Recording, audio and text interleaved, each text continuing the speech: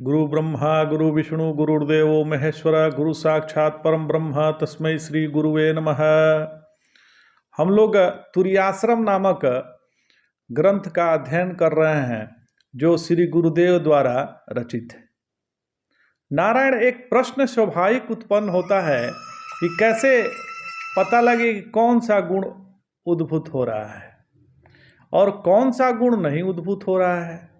इसका उत्तर भगवान श्री वासुदेव कृष्ण ने स्वयं भगवत गीता जी के 13वें अध्याय के 11वें श्लोक में देते हैं। भगवान कहते हैं, सर्वद्वारेषु देहेस्मिन् प्रकाश उपजायते ज्ञानम यदा तदा विद्या विवृद्धम सत्वमित्युत।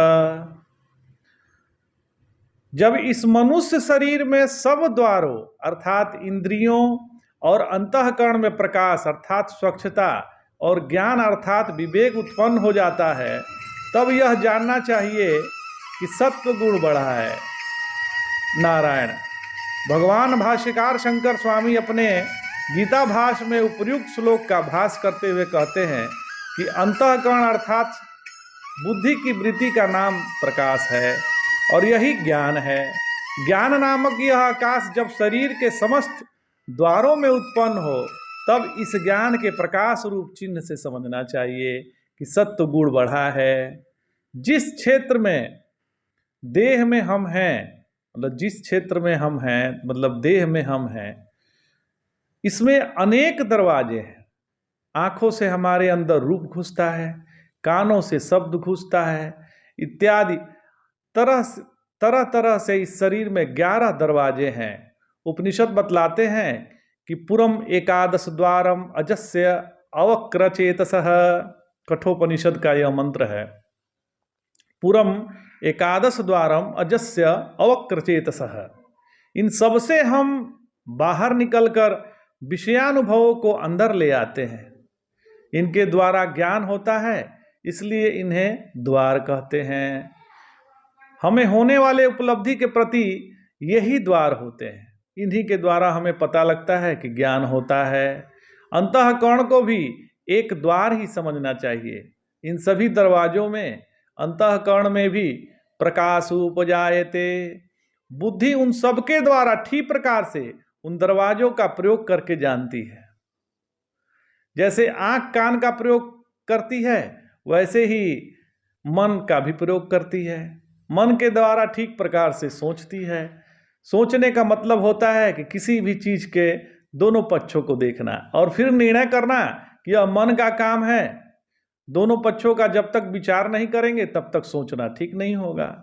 तो वेदांत के ग्रंथों को देखें तो एक विशेषता मिलेगी। अन्य जितने वादी हैं वे अपना पक्ष खूब रखते हैं, परंतु दूसरे के पक्ष को ऐसे ही हंसी उड़ा देते हैं। परंतु वेदांत ग्रंथों के अंदर पूर्व पक्ष को बहुत खोल कर बतलाया जाता है, इसका जवाब दिया जाता है, इसका जवाब भी दिया जाता है। तो यह इसलिए कि पूर्व पक्ष का भली प्रकार से यदि विचार नहीं करेंगे तो संशय के बीज रह ही जाते हैं। यदि सारे पक्षों को आप सोच बैठे हैं और सोच करके वे ठीक क्यों नहीं है इस बात को आपने जान लिया है, तब संशय का बीज नहीं रहता है। नारायण, प्रकाश जो चीज जैसी है उसको वैसा ही प्रकट कर देता है और प्रकाश कुछ नहीं करता है। उसी प्रकार से ज्ञान जो चीज जैसी है उसको वैसे जान लेता है। प्रकाश जैसे अंधकार को दूर करता है, वैसे ही सत्व गुण की ज्ञान रूपी बुद्धि वृत्ति लौकिक पदार्थों के आवरण को दूर करती है। श्रुति के तत्वमसि आदि महावाक्य बल से ब्रह्म का भी उद्घाटन उसी से होता है। सत्व गुण की अधिकता में ही तत्वमसि आदि महावाक्य ठीक ठीक उचित बोध हो जाता है, नहीं तो नहीं हो पाता है। तत्वमस्यादि महावाक्य का अर्थ समझने के लिए तो मन ही प्रधान द्वार होता है। व्यवहार भूमि के अंदर प्रत्यक्ष की जो इंद्रियां हैं उन्हें प्रधान बनना पड़ेगा। आत्मा का स्वरूप समझने के लिए इंद्रियों का तो कोई उपयोग नहीं है। सत्व गुण सांसारिक और परमार्थिक दोनों ज्ञान के लिए चाहिए। भगवान श्री वासुदेव कृष्ण ने प्रकाश का स्वयं अर्थ ज्ञान का किया है। जो प्रकाश उत्पन्न होता है उसी को ज्ञान कहते हैं। भगवान भाष्यकार शंकर स्वामी ने कहा, शरद्वारेषु अंतःकरणस्य बुद्धेः वृत्ति प्रकाशः। सभी द्वार में अर्थात द्वारों को निमित्त से जो अंतःकरण की बुद्धि की वृत्ति बनती है वह प्रकाश या ज्ञान सत्व गुण का प्रभाव कहा जा रहा है। इसे सत्व गुण के बढ़े होने का चिन्ह माना गया है। भगवान ने कहा उत अर्थात और जैसे प्रकाश के बारे में कहा वैसे सुख के बारे में समझ लेना।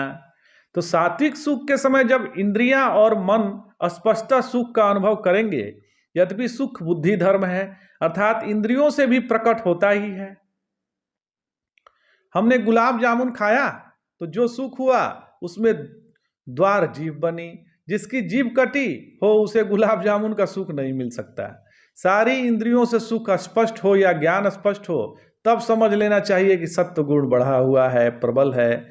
जितनी बुद्धि वृत्ति शांत अधिक होगी उतना सुख का प्रकाश होगा। सात्विक सुख लौकिक जनों को प्रायः न होने से यहाँ भगवान ने उसको उत मात्र से संग्रह किया। सत्व वृद्धि का मुख्य चिन्ह ज्ञान को ही भगवान ने कहा क्योंकि वह सबको सुलभ है। तो प्राचीन काल में उपयुक्त प्रकार से सात्विक बुद्धि युक्त सत्व गुण संपन्न शुद्ध अंतःकरण और सभी दृष्टियों से पवित्र मनुष्य ही ज्ञान मार्ग अर्थात संन्यास आश्रम का में प्रवेश करने का अधिकारी होता था। तो किसी किसी में ये सब लक्षण बाल्यावस्था से ही दिखते थे, किसी किसी में धीरे धीरे विकसित होकर प्रकाश में आते थे। वस्तुतः ऐसे लोगों की संख्या बहुत कम होती थी। उन्हें भी संन्यास आश्रम में प्रवेश करने की अनुमति सोच समझकर ही दी जाती थी। विशेष रूप से यह देखा जाता था कि व्यक्ति की मनोवृत्ति संपूर्ण विभक्त प्राणियों में विभाग रहित एक परमात्म तत्व को देखने की है कि नहीं है, क्योंकि भगवान ने स्पष्ट रूप से भगवत गीता के 13वें अध्याय में कहा कि समम सर्वेषु भूतेषु तिष्ठन्ति परमेश्वरम विनश्वन्त विनश्यन्त यह पश्यति स पश्यति।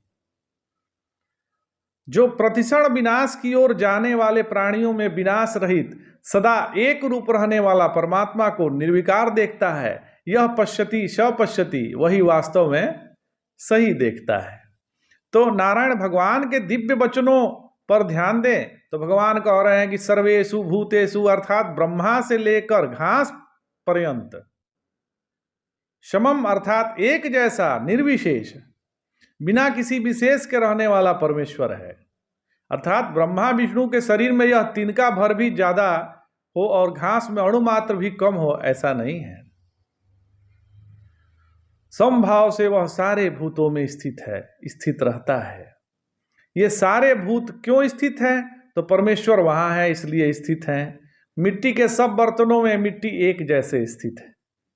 किसी भी शक्ल के आप मिट्टी के आप बर्तन बना लें, उन सब के अंदर मिट्टी एक रूप से स्थित है। मिट्टी निकाल लें तो न घड़ा है न सिकोरा है, तो मिट्टी है तो उसमें घड़ा सिकोरा सब प्रतीत होते हैं। इसी प्रकार परमेश्वर है, इसीलिए परमेश्वर है,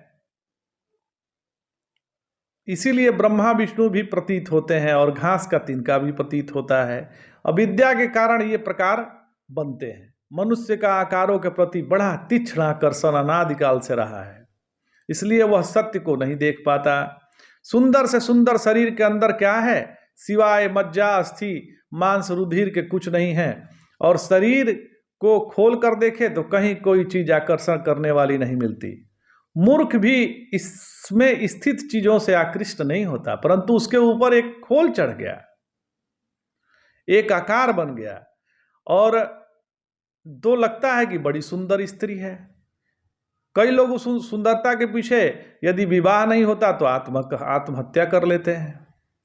तो ठीक इसी प्रकार से कपड़ा आभूषण जो चीज खरीदते हैं उसका आकार इतना आकृष्ट करता है कि चीज को नहीं देखते हैं कि माल क्या है।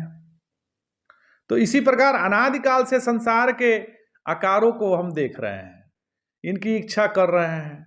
वस्तुतः आकार सचमुच में कोई चीज नहीं है, आकार कोई चीज नहीं है, केवल दिखने मात्र है, इनकी इच्छा कर रहे हैं। तो सन्मात्र के अंदर ये सब आकार दिखने मात्र को है नहीं। यदि वह सत न हो तो ये कोई आकार नहीं दिख सकते। सत है इसलिए सारे आकार दिखते हैं। जैसे मिट्टी न हो तो घड़ा सिकोरा कुछ नहीं दिख सकता, ऐसे बिना परमेश्वर का संसार नहीं दिख सकता। परमेश्वर एक जैसा सर्व स्थित है, सर्वत्र स्थित है, कहीं भी ऐसा नहीं है कि नहीं है, वो हर जगह है। इसको परमेश्वर कैसे कह रहे हैं? जबकि कुछ ईसन करने को होवे तब इसको कहते हैं ईश, तब ईश्वर कहा जाए, परमेश्वर कहा जाए। परमेश्वर इस दृष्टि से कह दिया कि शरीर, इंद्रिय, मन, बुद्धि, इन सब का कारण अव्यक्त, इन सबकी अपेक्षा से वह परमेश्वर है, सबकी अपेक्षा से वह परमेश्वर है। भूत हो गए शरीर, इंद्रिय, मन, बुद्धि, और अव्यक्त ये सारे के सारे भूत हैं, तो इनकी अपेक्षा से उसको परमेश्वर कहते हैं। तो आज इतना ही। जय जय शंकर, हर हर।